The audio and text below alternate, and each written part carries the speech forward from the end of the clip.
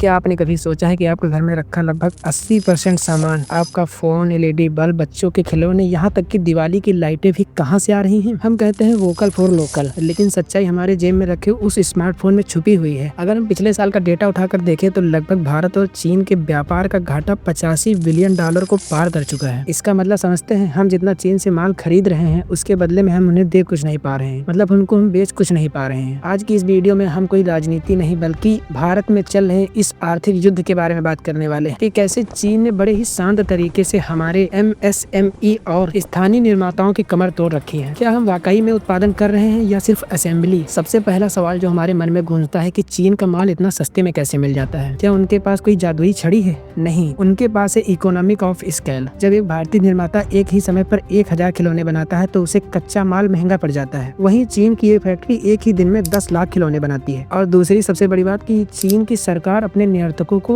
भारी टैक्स छूट देती है और वहाँ की बंदरगाह और सड़कें इतनी तेज हैं कि लॉजिस्टिक्स की लागत 5 से 10% ऑटोमेटिक कम हो जाती है। एक ही शहर में प्लास्टिक, इंजन और पैकिंग सब मिल जाता है। चीन के यूबी जैसे शहरों में एक ही छत के नीचे हजारों फैक्ट्रियां काम करती हैं। वहाँ एक कच्चा माल बनाने वाली फैक्ट्री के बगल में उसे फिनिश करने वाली और उसके पीछे पैक करने वाली फैक्ट्री होती है। यही वजह है कि उसकी लागत कास्ट इतनी कम होती है कि दुनिया का कोई भी देश उससे मुकाबला नहीं कर पाता है। एक जमाने में मेरठ और लुधियाना के खिलौने पूरे भारत में बिकते थे और आज भारत में 70% से ज्यादा कब्जा चीन का हो चुका है, क्योंकि जो खिलौना इंडिया में 200 रुपए का बनता है, चीन वही खिलौना बॉर्डर पर 80 रुपए में खड़ा कर देता है। हमारा स्थानीय निर्माता प्रतियोगिता खत्म होने से पहले ही हार जाता है और अगर कल को सप्लाई चेन रुक गई तो हमारी मेड इन इंडिया की कंपनियां ठप हो जाएंगी। क्या ये असली प्रगति है या सिर्फ असेंबली या सिर्फ एक निर्भरता? आपने देखा होगा हर जगह मेड इन इंडिया लिखा होता है, पर क्या ये सच है? पहले तो हम मोबाइल फोन की बात करते हैं। भारत आज दुनिया का दूसरा सबसे बड़ा मोबाइल निर्माता है, पर कड़वी सच्चाई ये है कि अभी भी हम अधिकतर माल असेंबली कर रहे हैं। जैसे कि फोन की स्क्रीन हो गया, बैटरी, मदरबोर्ड और सेंसर, ये सब अभी भी चीन से आयात होते हैं। हम सिर्फ उन्हें यहाँ असेंबल कर रहे हैं, मतलब उन्हें जोड़ रहे हैं, बना नहीं रहे हैं। अभी भारत सौर ऊर्जा में शीर्ष पर जाना चाहता है, लेकिन उनकी जान यानी लिथियम आयन बैटरी के लिए सूत्र वही चीन ही है। अगर मान लो कल को सप्लाई चेन रुक गई तो हमारी मेड इन कंपनियां ठप तो हो ही जाएंगी। क्या ये असली प्रगति है या फिर चीन के ऊपर सिर्फ निर्भरता? हमारी अर्थव्यवस्था की रीढ़ की हड्डी है MSME और चीन का दिमाग देखिए, चीन ने सीधे इन पर ही हमला किया। दिवाली की लाइटें हो या होली के रंग, पहले ये स्थानीय कारीगर मतलब छोटे वर्कशॉप बनाते थे। चीन ने इतनी सस्ती और वैरायटी की लाइटें फेंकी कि स्थानीय कारीगर बेरोजगार हो गए। अभी एकाधिकार मतलब मोनोपोली का खतरा इतना बढ़ गया है क्योंकि चीन की रणनीति एकदम सरल है। पहले बाजार में इतना सस्ता माल डालो कि स्थानीय प्रतिस्पर्धा खत्म हो जाए और जब स्थानीय फैक्ट्रियां बंद हो जाएंगी तब चीन अपने सामान का दाम बढ़ाएगा और जब वो अपने सामान के दाम बढ़ाएगा तब आपके पास कोई विकल्प नहीं बचेगा और इसे कहते हैं प्रीडेटरी प्राइसिंग। वो नुकसान सहकर भी सस्ता बेचते हैं ताकि आपका पूरा बाजार उनके नियंत्रण में आ जाए। हम लोग सस्ता देखकर सामान खरीद तो लेते हैं पर उसकी कीमत हमारा पर्यावरण चुका रहा है। चीनी इलेक्ट्रॉनिक सामान की उम्र हमेशा कम होती है, चले तो चांद तक नहीं तो शाम तक, और इनके उत्पाद मरम्मत के लायक भी नहीं होते हैं और इससे भारत में ई कचरे का पहाड़ खड़ा हो रहा है। हम सस्ते के चक्कर में कचरा खरीद रहे हैं और इनके इलेक्ट्रॉनिक सामान से हमारा डेटा भी सुरक्षित नहीं है। सस्ते चीनी ऐप्स और गैजेट सिर्फ आपका रुपया ही नहीं, आपका डेटा भी ले रहे हैं। क्या हमारी डेटा की कीमत उस 500 के डिस्काउंट से कम है? और इन चीजों को सुधारने का रास्ता भी है, लेकिन शायद ही ये रास्ता किसी को पता हो, और अगर सरकार को पता है फिर भी इन रास्तों पर नहीं चल रही है। सरकार ने PLI स्कीम शुरू की, आयात शुल्क भी बढ़ाया, लेकिन क्या सिर्फ ये काफी है? जब तक हम एक उपभोक्ता के तौर पर सोच नहीं बदलेंगे तब तक ये बदलाव नहीं आएगा। क्या हम 50 रुपए महंगी भारतीय चीज खरीदने के लिए तैयार हैं? मेरा जवाब होगा नहीं, क्योंकि मुझे पता ही नहीं है कि यह सामान इंडिया ने बनाया है या चीन ने, क्योंकि उस सामान पर लिखकर आता है मेड इन इंडिया। क्या हमारी इंडस्ट्री R&D में पैसा लगाएगी या सिर्फ असेंबली में खुश रहेगी? चीन सिर्फ हमारी बाजार नहीं तोड़ रहा है, वो हमारी आत्मनिर्भरता की बुनियाद भी हिला रहा है और यह लड़ाई कोई सरहद पर नहीं और हमारे बाजार की दुकानों पर भी लड़ी जा रही है। क्या आपको लगता है मेड इन इंडिया सिर्फ एक ब्रांडिंग है या वाकई जमीन पर बदलाव आ रहा है? तो मेरा कहना यही है कि हाँ, बदलाव तो आया है। क्या आप एक सस्ता चीनी प्रोडक्ट छोड़कर क्या आप एक महंगा भारतीय प्रोडक्ट खरीदने को तैयार हैं? और अगली बार जब आप कोई गैजेट खरीदें तो क्या आपको उसके निर्माण मतलब किस देश ने बनाया है उसकी जांच करेंगे? अपने विचार नीचे कमेंट सेक्शन में जरूर बताइए। हमने आपके लिए कमेंट सेक्शन खोल रखा है और ये देश की अर्थव्यवस्था का सवाल है।